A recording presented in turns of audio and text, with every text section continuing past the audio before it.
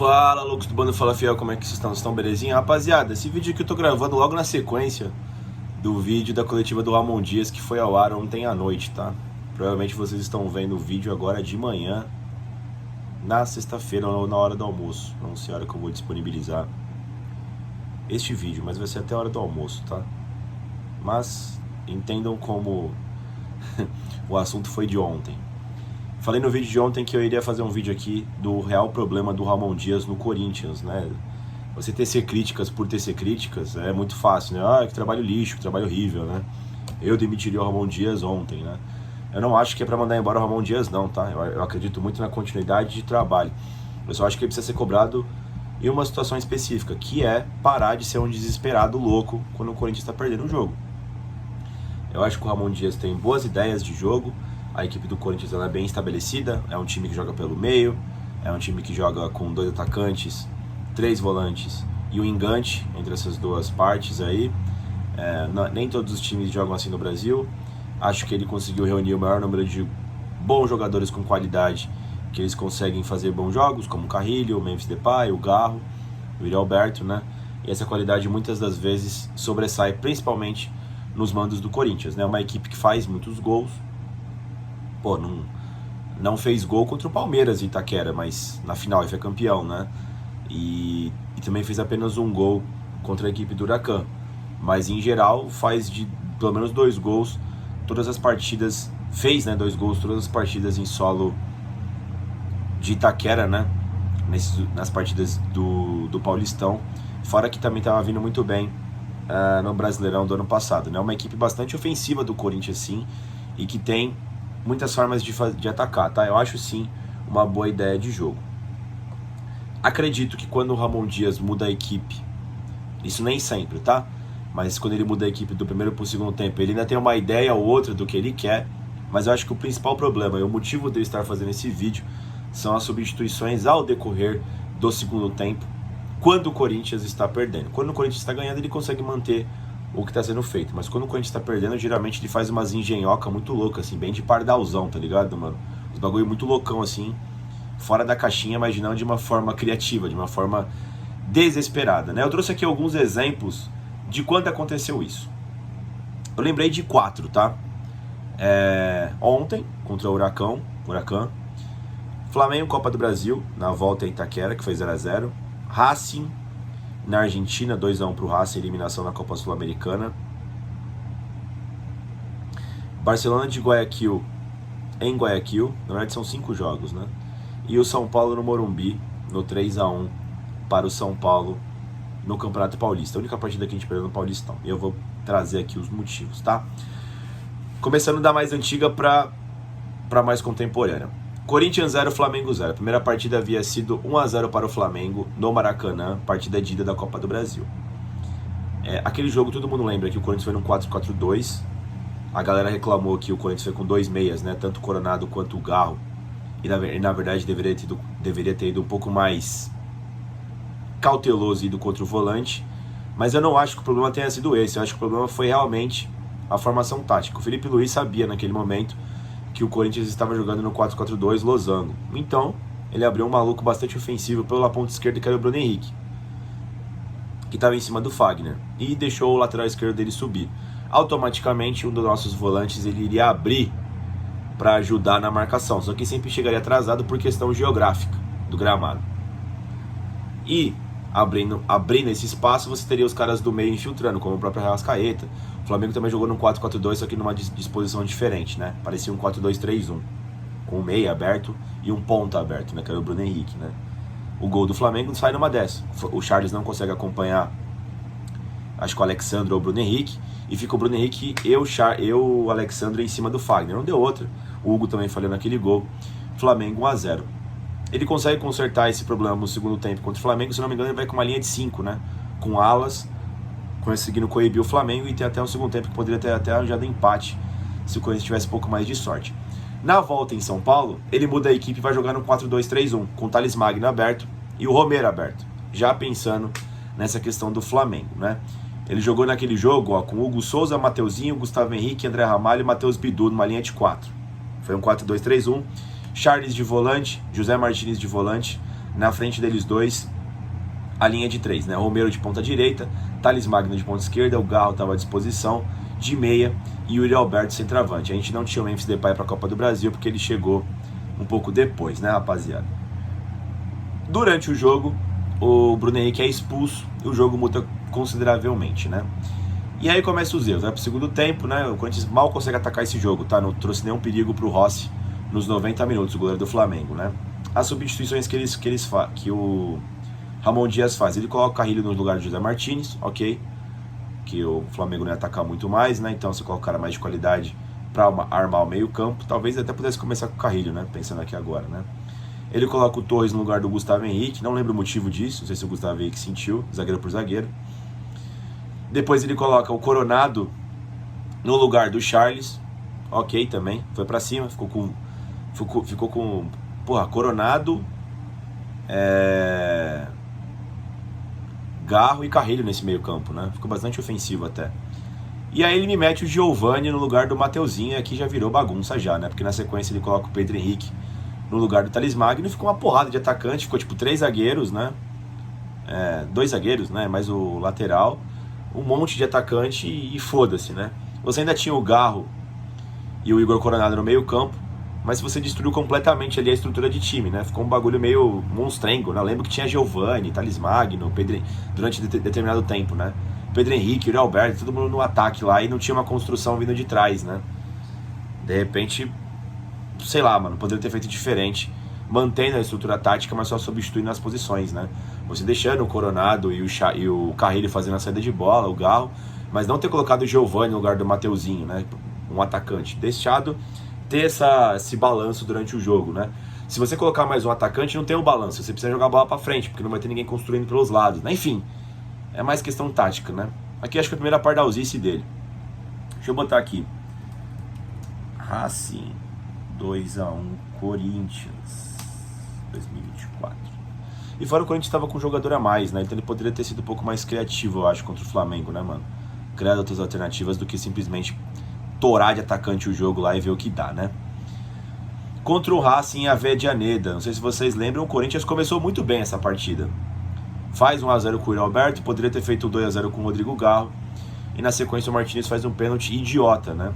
O Corinthians nesse jogo jogou no 4-3-1-2, a formação padrão do Ramon Dias, né? Jogou com o Hugo Souza, Mateuzinho, Félix Torres, André Ramalho e Matheus Bidu na linha de 4. O meio campo composto por Martínez, Charles e Carrilho. Na frente desses três, o Engante, Garro. Na frente do Garro, Memphis Depay e Yuri Alberto no ataque, né?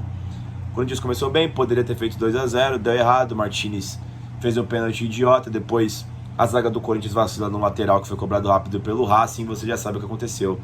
2-1 Racing, né? Não estava tudo perdido ainda, porque o time tinha começado bem do Corinthians, né? Mas as substituições do professor Ramon Dias no segundo tempo, essa aqui eu lembro que foram bastante ruins, cara. Essa aqui eu lembro que eu fiquei puto, porque foram péssimas, tá? Deixa eu ver aqui, ó. Da intervalo, ó. Na volta do intervalo ele já vem com o Alex Santana no lugar do André Carrilho.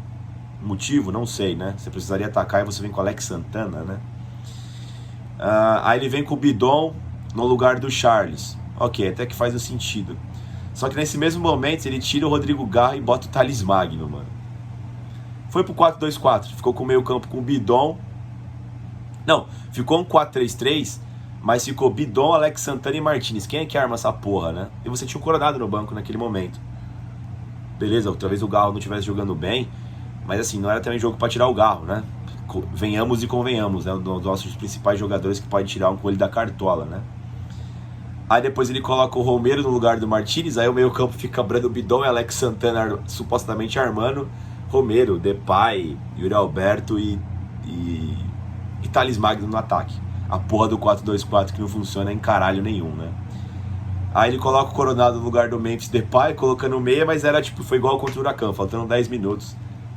E a gente perdeu aquele jogo por 2-1. O Corinthians mal ataca também naquele segundo tempo contra o Racing, né? É essa porra de 4-2-4, essa questão de ficar colocando, amontoando atacante, que eu detesto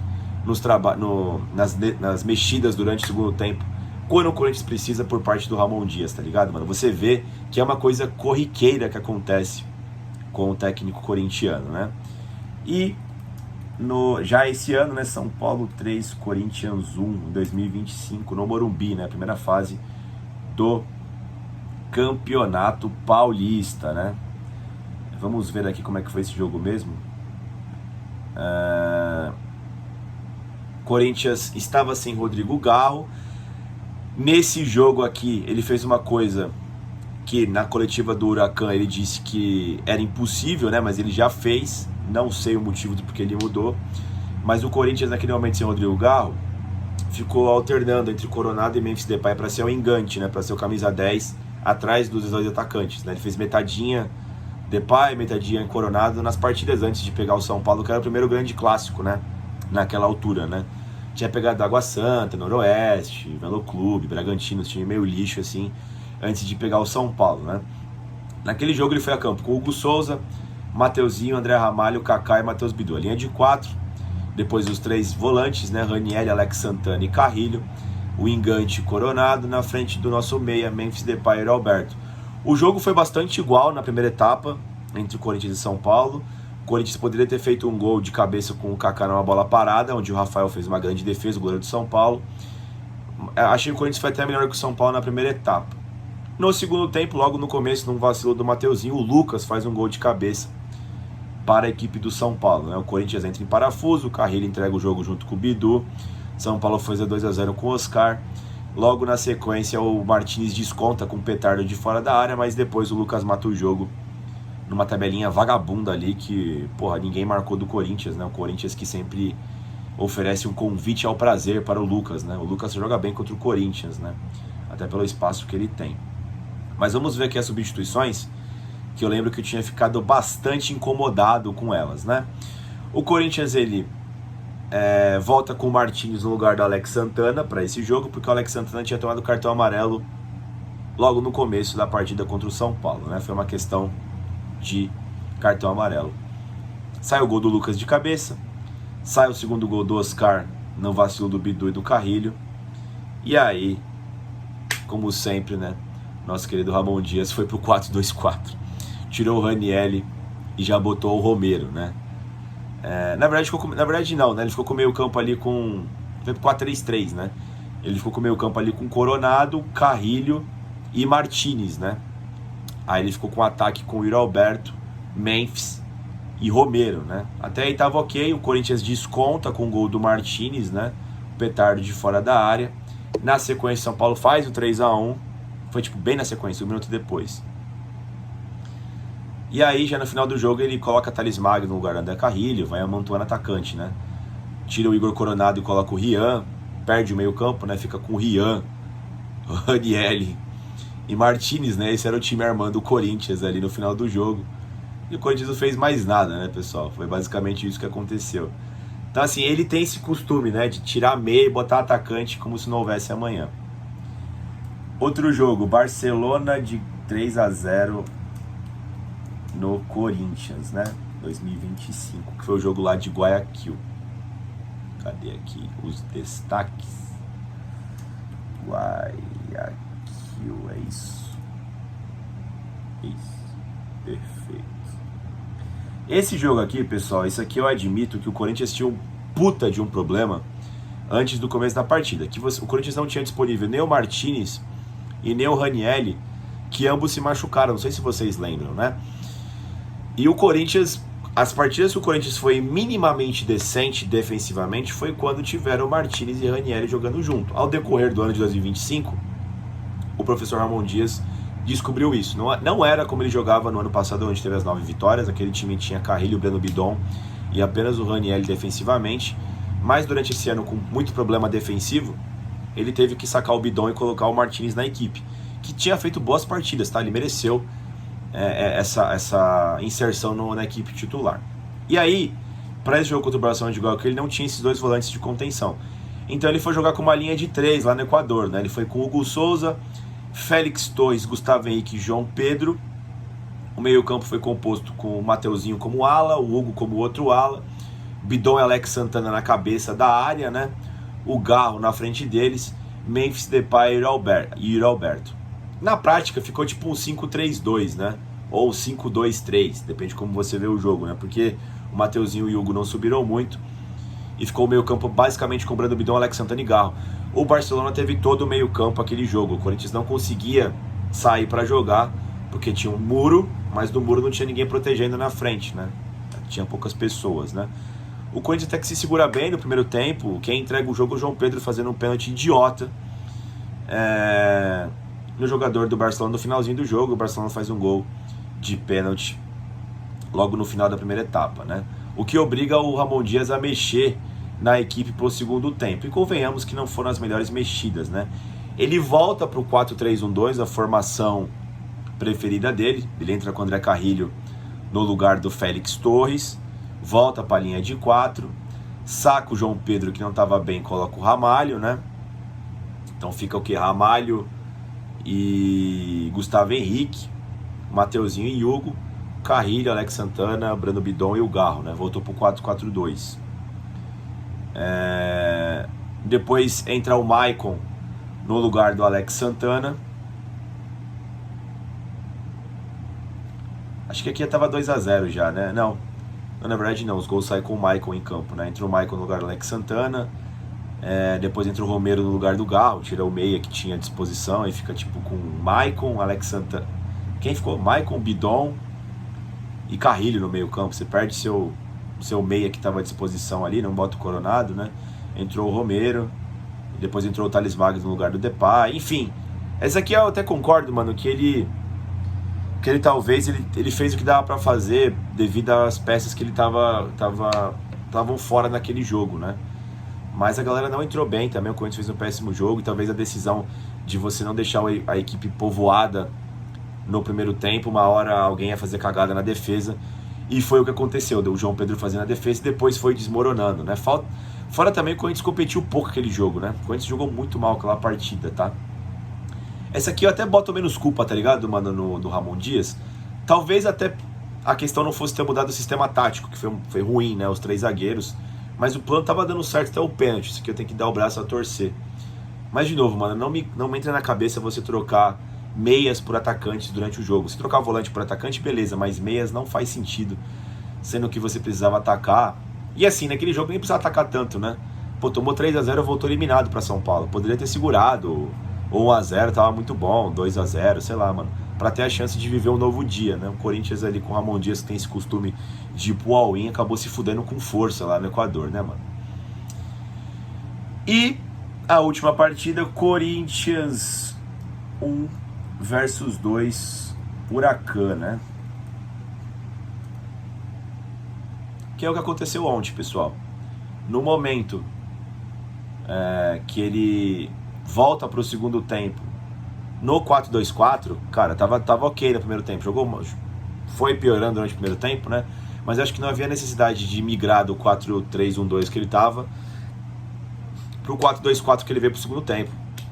Que ele me saca o José Martins e bota o Thales Magno, e me saca o Romero e bota o Giovani. Não é pelas peças que entraram, mas pela composição tática que foi mudada pro segundo tempo. Quando a gente perdeu o meio campo de novo, tá ligado, mano? Perdeu o meio campo de novo. Não acho que o Depay seja esse meia, tá ligado? Esse engante. Principalmente no esquema que ficaria... Vamos supor, se o Depay fosse mesmo meia dessa equipe, seria um 4-3-3, né? Mas o Depay vai ser um meia atrás do Yuri Alberto, Giovani e Thales Magno. Não fica legal, tá ligado, mano? O Memphis não é esse cara, tá ligado? Pra fazer essa jogada, né? O Garro ele tem o chute de fora da área, o Garro tem o passe em profundidade e o Garro tem jogadas combinatórias. E o Garro busca o jogo acho que busca o jogo melhor do que o Memphis Depay lá atrás. Quando o Garro tem essa combinação com o Memphis Depay, que é um cara de qualidade na frente dele, é completamente diferente de quando o Memphis Depay vai fazer essas jogadas combinatórias, que ele só tem esse atributo como o 10 ali, com o Romero, tá ligado? Você perde muita qualidade, tá ligado, mano? O Memphis Depay ele funciona muito bem como esse segundo atacante. Ele consegue prender, consegue fazer o giro, consegue bater forte, tem o drible, tá ligado, mano? Mas eu não acho que ele seja o melhor cara pra fazer a posição de 10. E aí, mano, você vai ter que botar o Igor Coronado. Talvez o teste que o Ramon Dias reprovou tenha sido o clássico contra o São Paulo, no início do Campeonato Paulista. Mas acho que é uma questão de repetição, mano. A gente não vai ter o Garro por 20 jogos, a gente vai ter que encontrar alguma alternativa. Eu não vejo o Coronado disputando vaga com o Memphis Depay. Senão vai ficar essa merda, tá ligado, mano? Não acho que é a melhor decisão. Não acho que é a melhor decisão. E também, com certeza, não acho que a melhor decisão é ir pro 4-2-4 em qualquer situação, tá ligado, mano? Eu acho que esse é o principal problema do Ramon Dias. O que todas essas partidas têm em comum? Essas mudanças o Corinthians faz quando ele tá precisando fazer um gol de qualquer jeito. Quando ele tá perdendo o jogo. Mesmo quando tava empatando com o Flamengo, no agregado estava perdendo, né? O Ramon Dias, ele tende a perder a cabeça facilmente quando tá precisando correr atrás da partida. Eu não sei se ele fica naquela do tipo assim, mano, eu não vou morrer com as substituições no banco, vou trocar todo mundo que tem, porque prefiro pecar por tentar fazer algo diferente. E eu acho que é isso mesmo. Uma vez o Emiliano falou, né, na coletiva, que quando o Corinthians está perdendo, quando os times deles estão perdendo, eles jamais vão trocar posição por posição. Quer dizer, jogador da mesma posição, eles sempre vão fazer alguma coisa diferente. Mas às vezes não é a melhor ideia, tá ligado? Mas acho que tem casos e casos. Muitas das vezes me parece que é um total desespero e sem critério algum, tá ligado? É mudar por mudar. Não acho interessante. Eu acho que essa é a única pitada que precisa mudar nesse trabalho do professor Ramon Dias e do seu filho Emiliano, tá ligado, mano? Não se desesperar nesses momentos que o Corinthians tá perdendo. Que é o momento que você precisa ter mais calma, na verdade, né? Que são os momentos que a pressão tá altíssima, né? Você precisa ter alguém ali com sangue frio, sangue gelado para poder fazer as melhores escolhas. Não é na loucura que você vai vencer o jogo ou virar ele, né? Mas enfim, pessoal, essa é a minha opinião. Não quero a demissão do Ramon Dias. Eu acho que é muito zoado você criticar por criticar. Tô trazendo aqui uma solução. O ponto focal desse trabalho do Ramon Dias, a parte que eu acho que precisa melhorar, tá ligado, mano? Da mesma forma que eu acho que não é até arrasada. Pô, a gente acabou de ser campeão paulista. A gente não foi eliminado da Sul-Americana, tá ligado, mano? Teve as cobranças sim. Acho que o Ramon Dias seria demitido se não vence Paulistão, porque ia fracassar tudo no primeiro semestre. Ia perder o Paulista. Ia ser constrangedor ver o Palmeiras levantando o troféu na Neoquímica Arena. E já foi vexatório ser eliminado na pré-Libertadores mais uma vez. Mas ele dá a volta por cima e agora tentar consertar esse trabalho do Corinthians aí. Lembrando que não tem nada definido na Sul-Americana. Perdemos a primeira partida, mas podemos recuperar. E o Brasileirão tá só começando. Conseguiu um ponto na Bahia. A gente precisa vencer agora o Vasco, em casa para iniciar bem o Brasileirão. E tirar esse gosto amargo que tá na boca aí. E esse gostinho feliz pros antes aí, que estão muito felizes, querendo botar crise onde não precisa ter. Mas é isso, rapaziada. Deixa o like no vídeo, se inscreva no canal e vai Corinthians!